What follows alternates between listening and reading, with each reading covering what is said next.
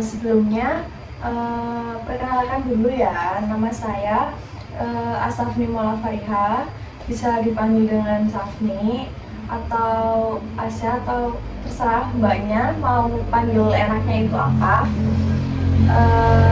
Dengan mbaknya dengan siapa? Saya dengan Aurel, Bu. Oh, Aurel. Aurel kesini sendirian. Dia sendirian aja. Panas ya Purwokerto tuh sekarang. Panas banget, Bu. Iya, jadi gini Aurel, saya akan menemani kamu selama 30 menit ke depan. Kamu juga bisa mensudahi ya, kalau kamu itu udah ngerasa enakan atau udah ngerasa tenang, kamu bisa mensudahi walaupun belum tepat 30 menit. Tapi kalau misal kamu lebih dari 30 menit itu, bisa lanjut di sesi berikutnya. Terus selanjutnya, saya juga mau ngasih tahu ke Aurel kalau sesi konseling ini itu bersifat rahasia. Jadi apapun yang Mbak Aurel itu ceritakan ke saya atau bilang sesuatu ke saya itu tidak akan disebarluaskan tanpa persetujuan dari Mbak Aurel sendiri. Gitu ya Mbak Aurel. Iya, baik, Bu. Tapi saya merasa malu, Bu. Gak apa-apa, nggak usah malu. Jadi Mbak Aurel di sini enjoy aja. Anggaplah saya teman Mbak Aurel sendiri. Jadi Mbak Aurel nggak usah canggung, nggak usah malu ya. Jadi sebenarnya aku itu capek banget. Oh, jadi akhir-akhir ini tuh lagi capek banget ya. Iya, benar banget. Aku tuh capek sama keadaan rumah, orang tua yang selalu menuntut aku sukses, harus bisa merubah ekonomi keluarga. Tapi caranya itu keras, sering marah-marah, dan aku itu nggak pernah ditanya perasaanku itu gimana. Oh iya sih, saya ngerti banget, saya juga paham gimana susahnya Mbak Aurel ya memikul beban itu. Mbak Aurel di rumah berapa saudara? Ada 3 bersaudara, Bu. Oh, Mbak Aurel anak kah? Aku anak terakhir. Oh, anak terakhir. Jadi kayak Mbak Aurel tuh ngerasa capek ya, kayak ngerasa dituntut terus-terusan sama orang tua. Iya, betul banget, Bu. Berarti Mbak Aurel itu kayak capeknya tuh dari faktor dari keluarga ya. Jadi keluarga itu komunikasinya itu kurang baik atau kurang menanyakan gitu. Iya, Bu, makanya aku lebih milih nggak pulang. Walaupun aku itu di libur kuliah. Oh, jadi kamu itu kalau kuliah biasanya di sini terus ya? Iya, Kamu ngekos? aku sering ngekos, aku sering menyendiri. Oh, berarti rumah yang seharusnya dijadikan tempat pulang itu justru menurut kamu itu jadi tekanan yang berat buat kamu ya, Rel? Iya, betul banget. Karena orang rumah itu kayak nggak ngerti perasaan aku. Aku selalu merasa sendiri. Harusnya kayak aku itu pengen orang tua aku kayak nanyain hari ini itu gimana. Iya, aku ngerti sih, kayak pasti rasanya berat banget ya, kayak harusnya kamu itu bisa, kalau capek itu bisa pulang, jadiin rumah itu tempat pulang, tapi justru malah adanya tekanan di rumah gitu ya, Rel. Iya, betul banget, Bu. Biasanya kalau semisal kamu lagi ngehadapin tuntutan itu, di pikiran kamu itu terlintas apa tentang diri kamu, Rel? Iya, Bu, aku itu ngerasa aku itu nggak boleh gagal. Jadi kalau aku gagal, aku itu ngerasa kayak nggak berguna gitu, Bu. Oh, mungkin karena kamu anak terakhir gitu ya. Iya, betul banget. Jadi kamu itu berpikir kalau semisal kalau kamu gagal itu, kamu itu nggak jadi anak yang berguna di keluarga kamu. Iya betul, aku merasa begitu Bu. Oh iya Rel, berarti kamu juga ngerasa beban itu kamu harus tanggung sendirian gitu ya? Iya betul Bu, kakakku juga hidupnya pas-pasan, jadi aku merasa aku itu harus lebih dari dia. Dengan pikiran yang kayak gitu, biasanya kamu secara emosional itu apa yang kamu rasakan Rel? Tentunya saya itu sedih, tertekan, kadang juga pengen nangis, tapi aku nggak bisa. Aku ngerasa putus asa gitu Bu. Itu kan dari emosionalnya kamu capek, terus stres gitu ya.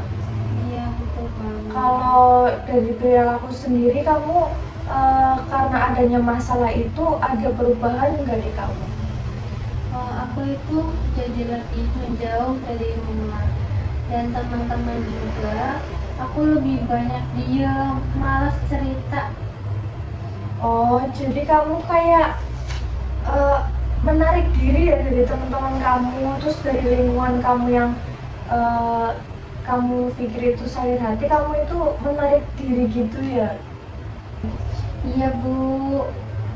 Jadi rel orang tua kamu itu kayak memaksa kamu untuk sukses, untuk kayak memperbaiki ekonomi di keluarga kamu gitu ya rel. Terus menurutmu apakah ada bukti kayak keberhasilan di keluarga itu hanya ternilai dari ekonominya aja?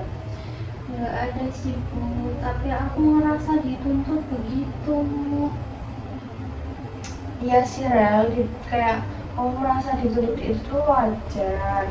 Tapi apakah kayak harus berhasil? Itu tuh pikiran yang realistis. Apakah itu pikiran yang realistis untuk manusia? Kayak aku harus berhasil terus menerus gitu. Kayaknya enggak, semua orang pasti pernah gagal. Nah iya, jadi gini rel, semua orang itu ketika gagal juga itu wajar. Tapi kan bukan berarti itu kita jadi menyerah gitu loh. Jadi kita itu harus belajar dari kegagalan itu, bukan secara terus menerus kayak terpuruk gitu. Nah terus kayak kamu berpikiran bahwa kamu itu harus sukses juga, nggak harus yang selalu jalannya mulus-mulus aja. Jadi ketika kamu ingin sukses itu pasti rintangannya itu ada gitu. Jadi ketika kamu gagal itu jangan ngerasa merasa bersalah, terus kamu jadi nyalahin diri kamu sendiri, terus jadi stres, terus kamu jadi menarik diri. Itu juga sesuatu hal yang kurang tepat. Jadi ketika kamu gagal atau orang tuamu itu menginginkan kamu sukses, yaitu dijadikan pembelajaran atau pikiran kamu, pembelajaran atau apa ya, dukungan buat diri kamu untuk menuju sukses. Tapi bukan berarti itu kamu nggak boleh gagal gitu rel. Mungkin aku itu harus berusaha, tapi aku itu nggak harus sempurna. Aku kan juga manusia ya Bu. Iya rel, bagus apa yang kamu tadi bilang, tapi coba ditambahkan di dalam kalimat itu, kalau semisal tanggung jawab dan beban di keluarga itu sepenuhnya itu bukan hanya tanggung jawab kamu gitu rel. Oh iya Bu, jadi gitu ya.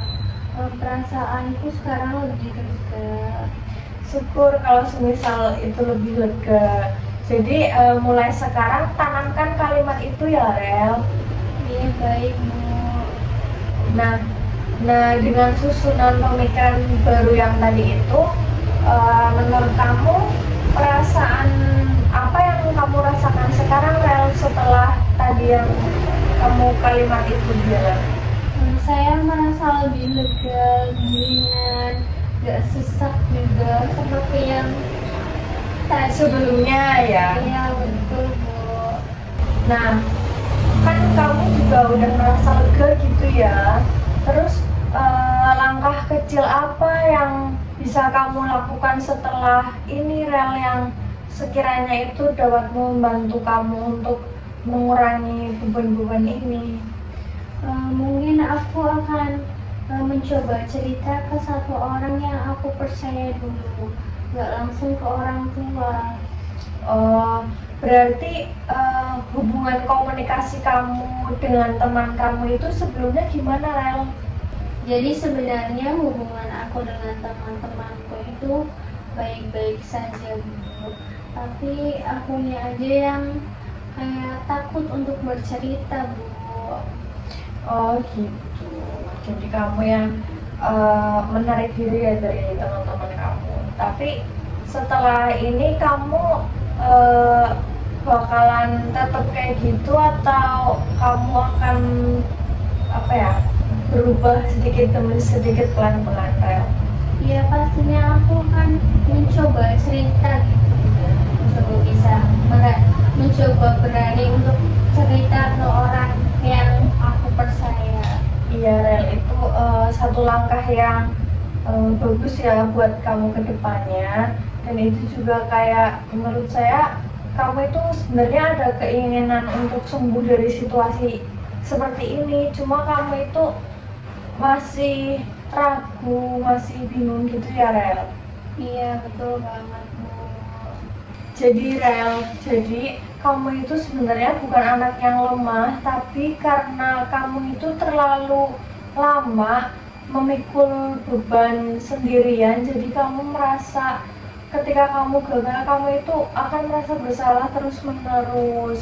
Nah, dari sini kita bisa belajar bareng-bareng ya, kayak menghadapi tuntutan hidup itu tapi tanpa menyakiti diri kamu sendiri gitu, Ren. Oh iya, Bu, terima kasih ya.